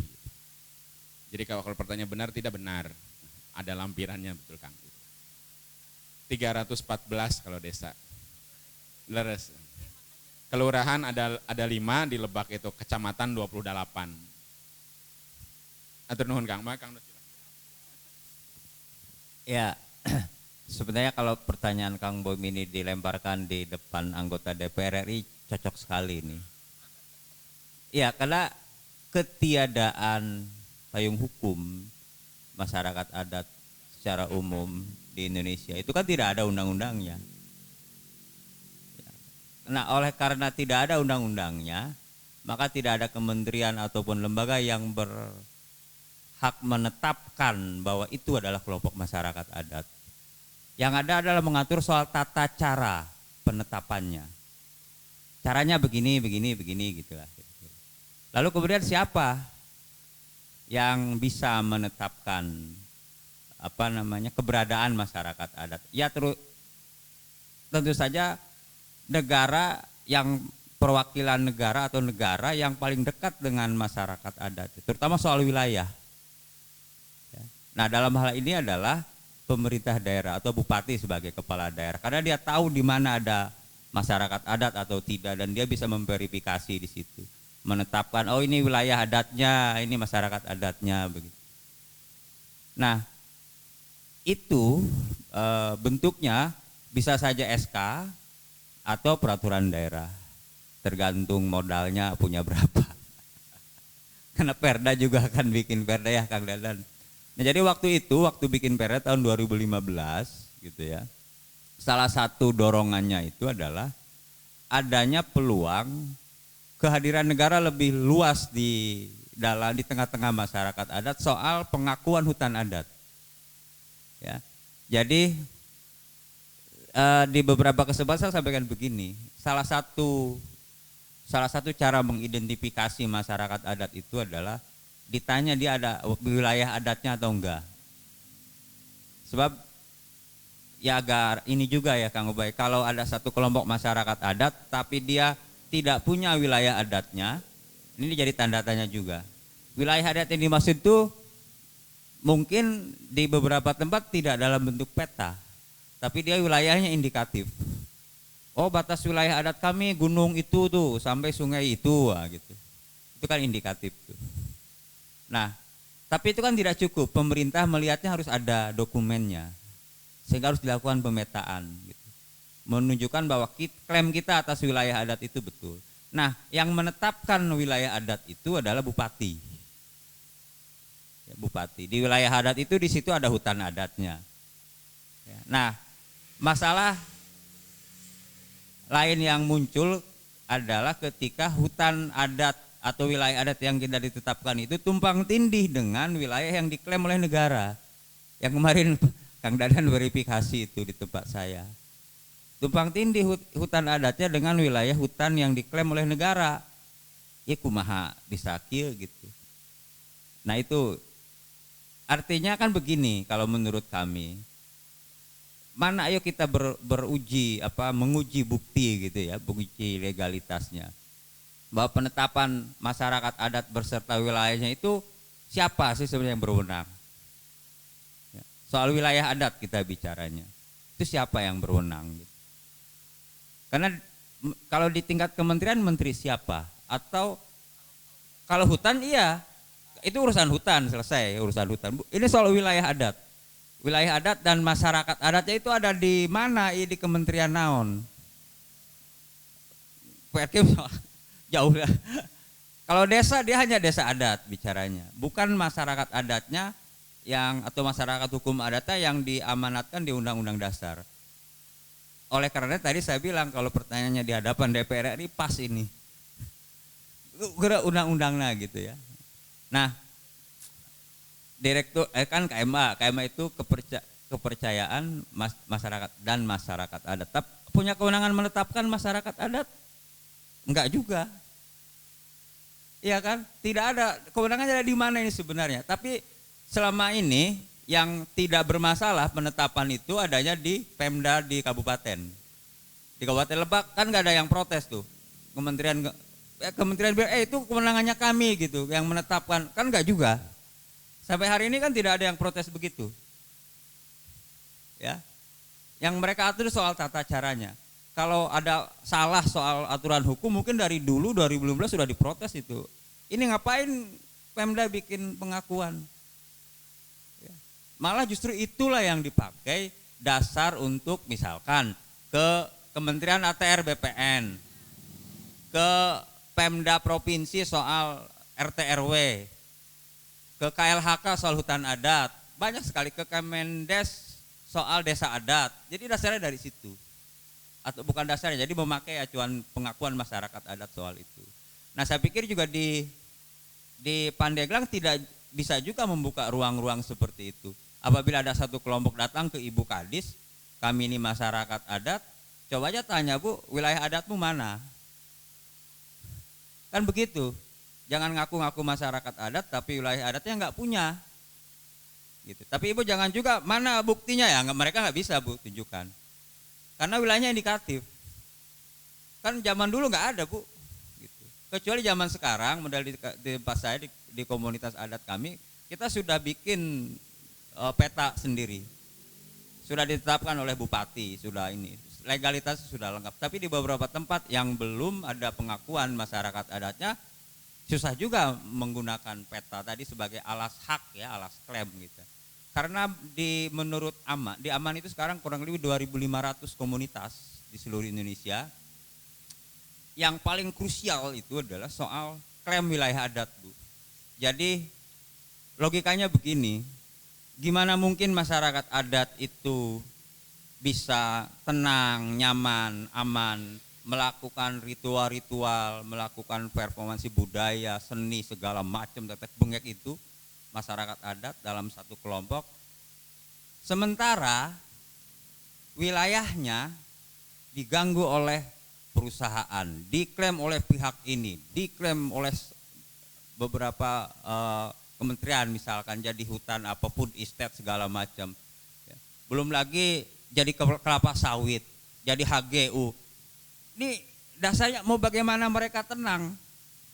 Mengklaim soal kesenian diagung-agungkan, diangkat ke nasional, sementara klaim atas itunya kan nggak ada.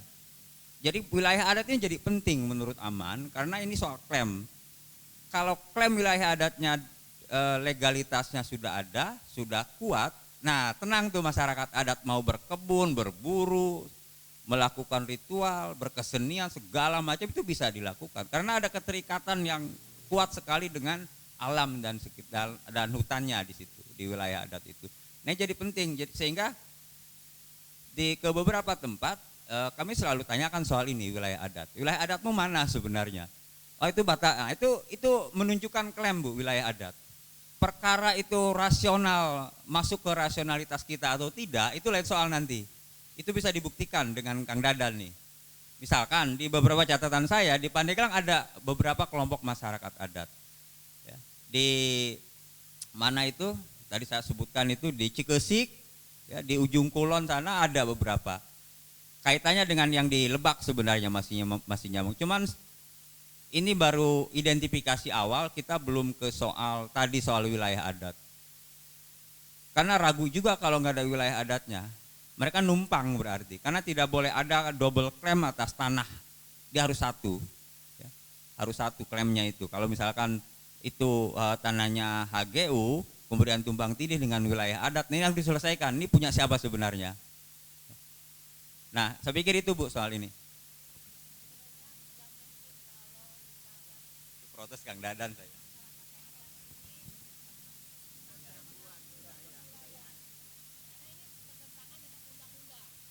Gimana, Bu?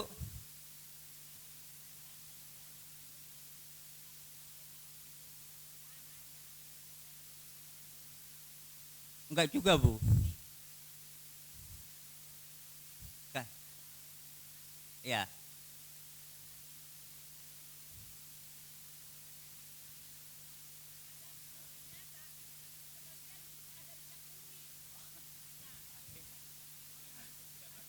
Mau gini. Ya.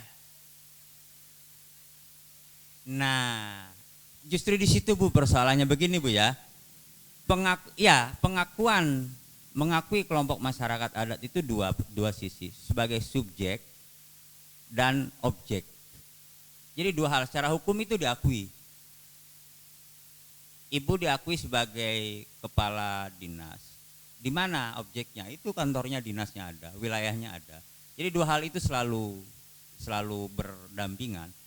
Pun juga dengan pengakuan negara terhadap masyarakat adat. Jangan hanya diakui orangnya saja. Dan itu tidak juga seperti itu. Makanya ada kriteria oleh beberapa kementerian itu soal kriteria ciri-ciri kelompok masyarakat adat. Salah satunya adalah wilayah adat.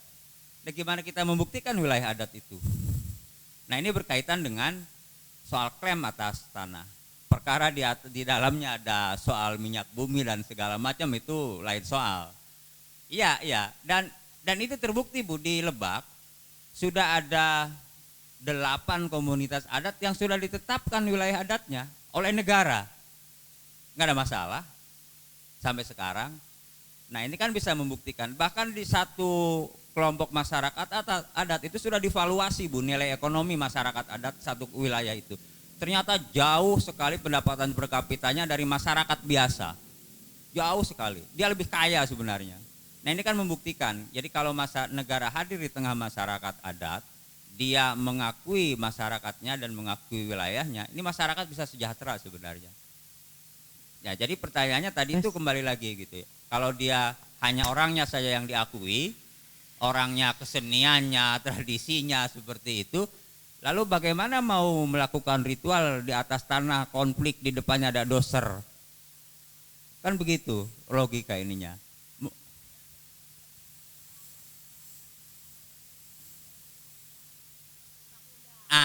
Itu tadi. Makanya pertanyaannya, ya pertanyaannya cocok jadi DPR RI biar didengar sama mereka. Karena ini hutangnya negara, Bu. Di konstitusi ada, tapi turunannya enggak ada.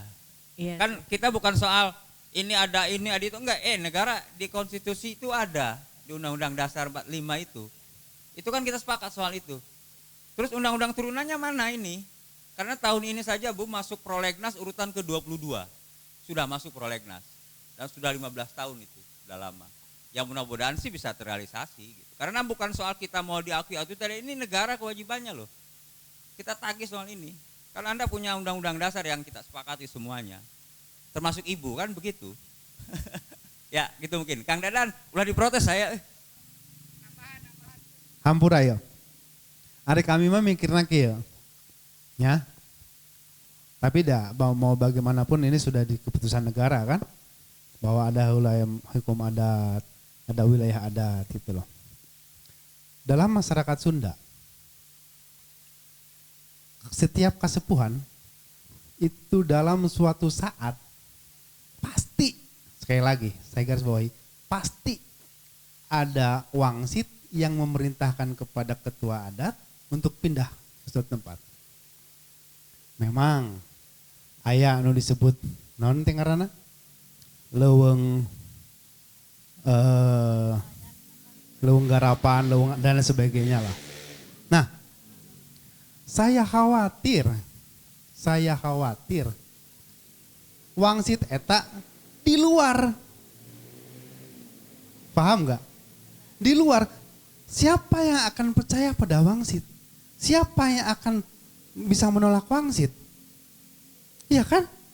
Kalau itu ada di luar wilayah yang sudah ditetapkan oleh negara, maka kacaulah si orang-orang. Ya, kalau wilayahnya misalnya di dia tah wilayahnya ngancak itu yang diakui oleh negara. Jadi mangsa si ketua adat ieu menang wangsit, keluar tidinya. Tah kumaha eta. Nah, itulah yang menjadi persoalan kita. Gitu loh. Makanya saya mengamati pernyataan dari saatnya kan Ci ketua Sabaki teh. Sabernama ieu rugi cenah kitu nya. Rugi dibagi-bagi ieu. Urang teh bebas deui. Oh kadinya meureun gitu. Sebab Cisungsang saja itu sudah beberapa kali kan pindah. Entah kapan dia akan pindah lagi. Saya sih melihatnya itu. Terima kasih, hatur nuhun. Diskusi yang panas persoalan tanah, kumargi kami oge can gaduh tanah.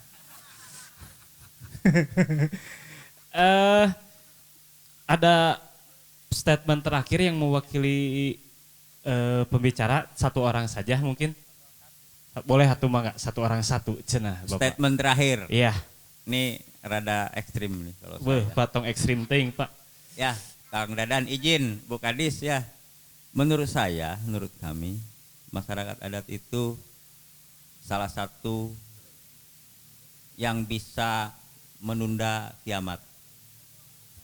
Ekstrim. Kayak kan kiamat banyak jenisnya Bu ya. Nah itu Mas. Ya kan? Ngeri. Iya. Salah satu yang dapat menunda kiamat. Gitu. Saya.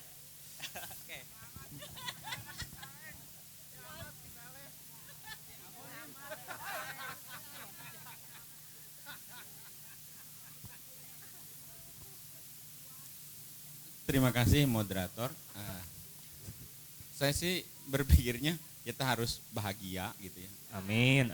Harus bahagia, apalagi memang targetan 2045 Indonesia Emas itu Indonesia bahagia. Satu kebahagiaan kita karena di Banten punya kebudayaan yang luar biasa, punya masyarakat adat. Terima kasih. Terakhir,